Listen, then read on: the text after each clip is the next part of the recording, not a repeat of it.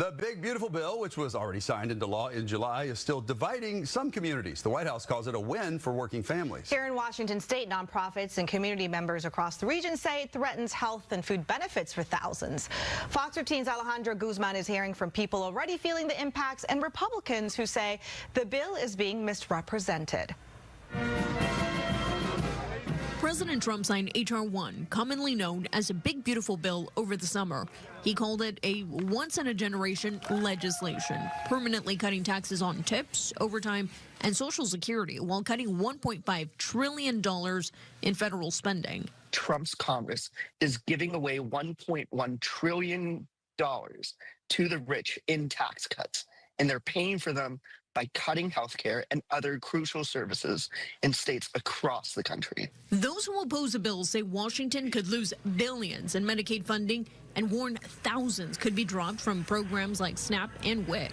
Julia Perez, a mother of 3 and Yakima resident, says her benefits were shorted last month. Mientras las familias luchan para pagar sus recibos y comprar alimentos. As families like mine struggle to pay our bills and afford groceries, H.R. 1 is poised to strip away programs that keep food on the table for millions of families like mine. Riverton Park United Methodist Church pastor Jan Bolerjack, who has helped house the influx of asylum seekers in Tequila, says food banks can't keep up and donations have dropped, impacting the hundreds who line up at her church weekly. I looked in a bag the other day and there was a jar of chili sauce, 2 onions, and some coffee creamer.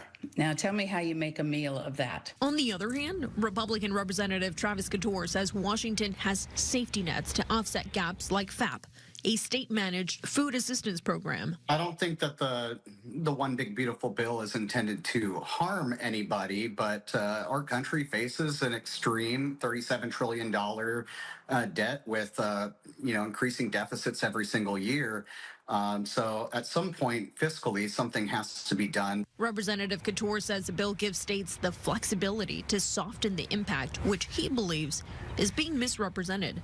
It's a hyper-partisan political talking point to claim that, the tax cuts were for the rich. I mean, if you're middle class or low income people, you are seeing some big benefits. But if it weren't for the big beautiful bill, people here in Washington state would be taxed way more into oblivion than they are right now.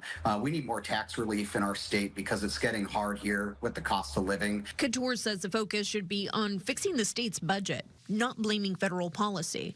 He says the federal provisions won't go into effect until 2027 and says states can ask for waivers if needed. Alejandra Guzman, Fox 13 News.